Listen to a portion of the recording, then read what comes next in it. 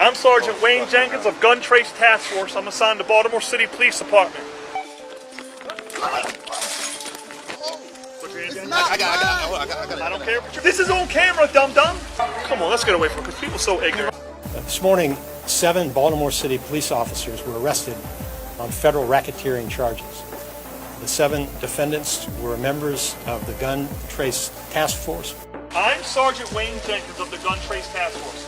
I'm Sergeant Wayne Jenkins of the Gun Trace Task Force. Sergeant Wayne Jenkins of Gun Trace Task Force. Oh yeah, what's going on, fam? It's your man VACAY-J, and yes, I'm back with another video. This is for We Own the City, episode 5 recap.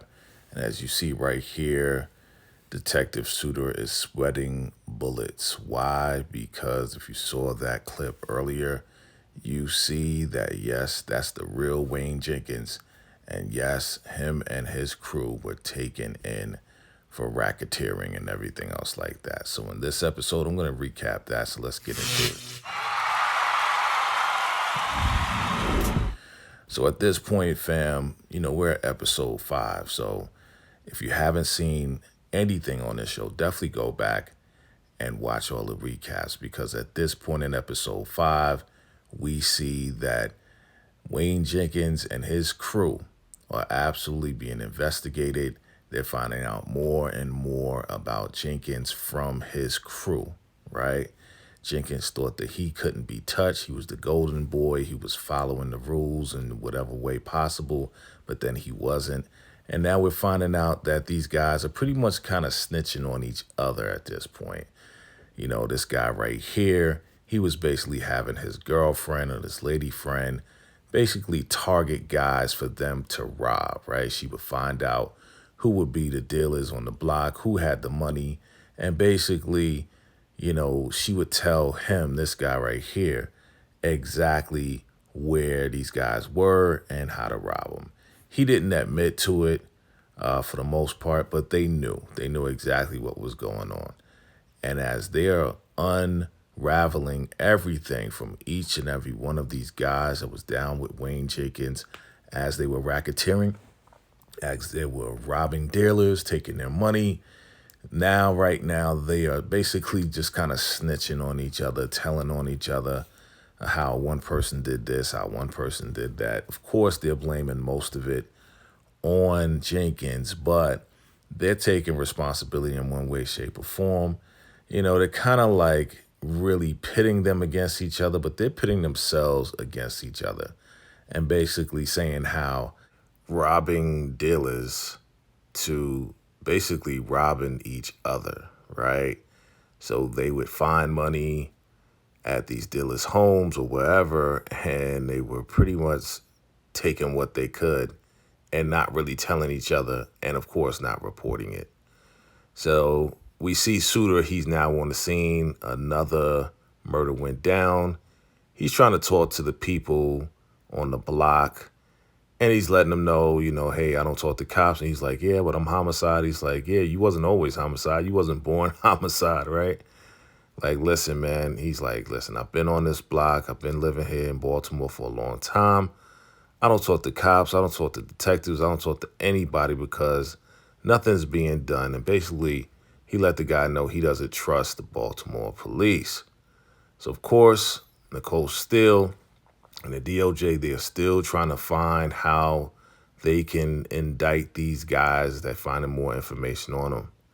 Of course, Suitor, he is thinking about everything and really talking about how people are not feeling him and not feeling the cops and not feeling Baltimore cops. Nicole Steele, she goes and talks to the guy that they've been harassing a lot. And the guy proceeds to tell him how, you know, Herschel basically robbed him of his money, like his hard-earned money. He had $600 some odd, and Herschel basically did that bump move and said, oh, you know, you tried to harass a cop, I got to take you in. Oh, now I got to search your car. And he basically went through the car and found his cash that he just cashed his check, his hard-earned money, and basically took all of his money. Took maybe like $600, right? And he left the rest. So he only reported like $50. He had $650, only reported $50. And that's messed up. At the same time, he let him go, but they had him sign this waiver saying that he wouldn't sue the city. So they basically tricked him. And with all that being said, he went to his job, and basically with him being pulled over, he was late to the job, couldn't make it to the job, and they fired him. Meanwhile, Herschel, he's like, yeah, Herschel probably took my $600. He probably drank it. He probably had a good time with his boys and couldn't care less. So basically the guy's just saying how he stole his money, he lost his job, he couldn't take care of his family, and he has nothing to back him up. Nothing is helping him out. No one's helping him out at all. And that right there is definitely an injustice. So the FBI, again, they're talking to these guys, to Wayne Jenkins' crew, and they're telling more and more about who Wayne Jenkins is. They're also saying how, their sergeant was down as well. They were trying to recruit new people and train new people. And yeah, they rolled up into one of the houses that these girls taught, Rayum about. And yeah, they found over $400,000 in one of these dealers' homes. And they basically took most of the money, right? So it was over 400,000, but they only reported like 320,000 or something like that. So they took most of the money. And here, this guy here is just saying how each and every time at this point, when, somebody would get some money, they would just kind of stash it real quick in their pockets or their vests, and they wouldn't even tell anything. So right here we see your boy Gandu, right?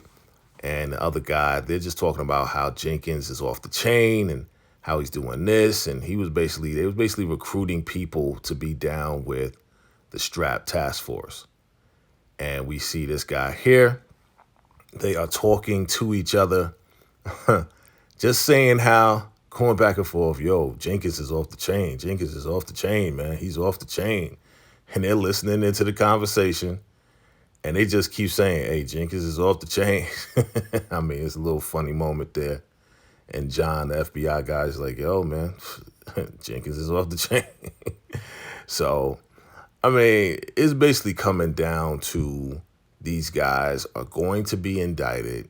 Most of this episode, they're just finding out more information. And Nicole Steele, she's talking to this guy right here, and he is supposedly the trainer, like the main trainer of pretty much kind of like basic training for these officers. And he says, listen, I teach them all the basics of how to be a good cop, and then it's up to them to stay a good cop after that. But he knows what's going on. He sees what's going on. He's seeing the corruption. He has an idea. Of course, he's not admitting to it, but he's angry about it and asking Nicole Steele if she's angry about it. Well, it's time to do something about it, right? So here comes another story of how they robbed this guy of his money and basically just went up in his spot and brought the state police. So Wayne Jenkins was basically claiming to be a federal agent, right? Claiming to do that. This guy's not talking. He's not saying anything. He's pretty smart, but Jenkins is like, yo, you can't outsmart me. And they pretty much got him in a bind at this point. They know that he's doing some type of products. He's selling some type of products, but they're trying to get something on him.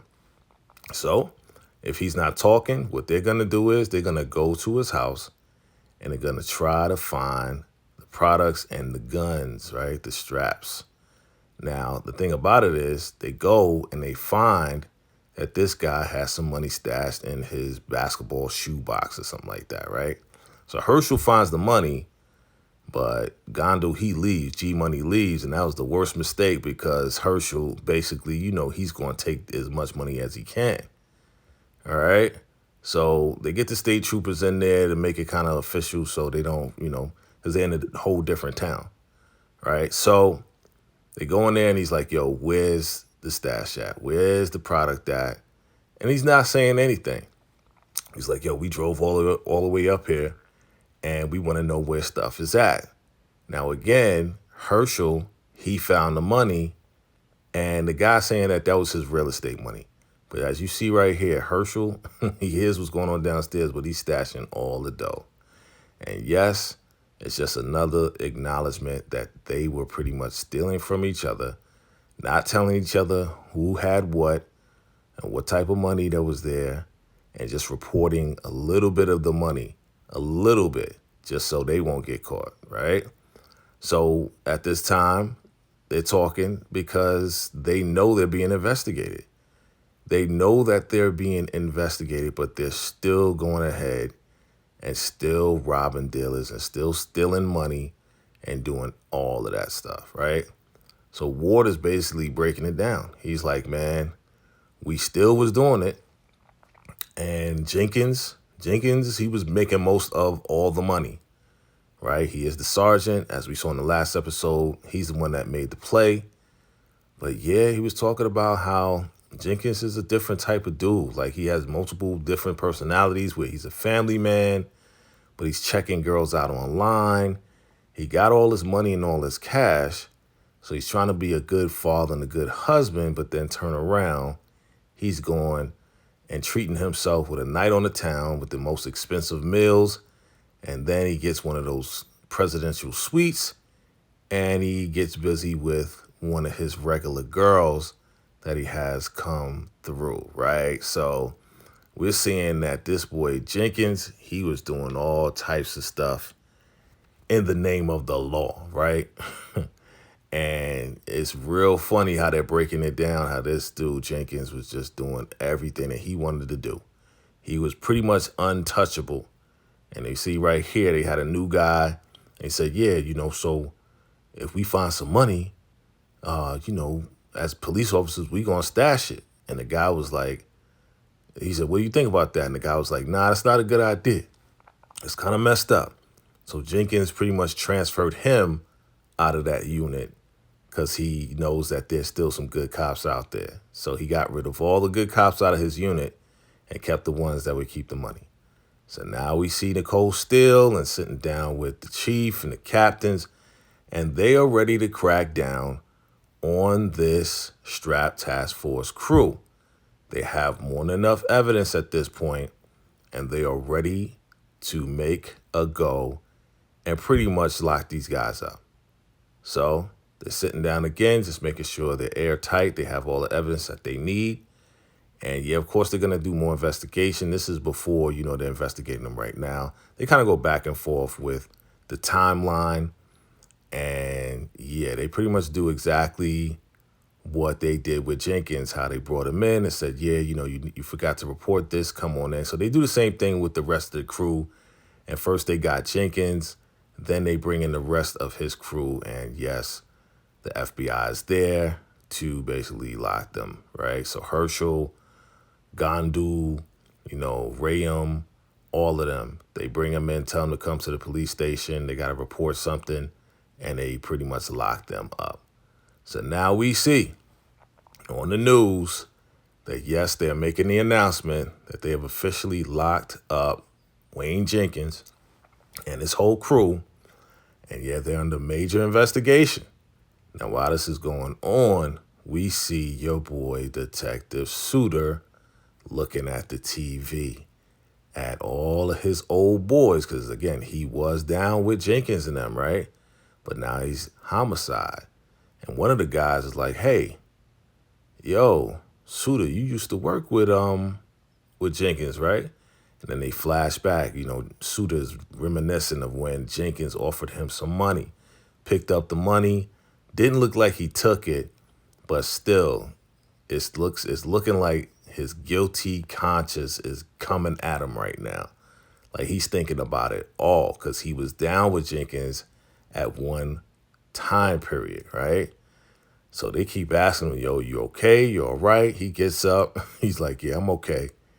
And this guy is sweating bullets, right? He's reminiscing of all the crazy things that Jenkins did that he witnessed himself, all the crazy corruption that was going on, and he just turned a blind eye. Knew that there was nothing in that car, but it was planted, and they took that guy away. Injustice, planting stuff just to make Jenkins look good. And he's thinking about it all. It's all flashing back. And yeah, your boy, Detective Suitor, he is sweating bullets because, yeah, not only can he lose his job, but he can also be indicted as well. The DOJ, they are watching, and they're finally seeing these guys get what they deserve. But again, Suitor is sweating bullets. Either he's going to lose his job or he may lose his life. You never know, right? So he's in the car driving home, and he sees Wayne Jenkins' car on the tow, right? I believe that's Wayne Jenkins' car. And that's the same car that they were in when they were busting people up and Jenkins was taking all that money. So he's watching them take his car away, right? Impound it. But again, Suitor, man, guilty conscience is coming to him right now. He is definitely looking at his wife like, man, I hope I don't get in trouble. And yeah, it looks like Suitor is definitely nervous about it all. So family, that is the episode 5 recap of We Own This City. Definitely drop your thoughts, your theories as to what you believe is going on. Definitely want to hear from you, hear some of your comments based on this episode recap. And yes, we're coming down to the finale, episode 6 of We Own This City. So family, definitely an interesting series. I'm looking forward to doing the finale, and I appreciate you all for watching.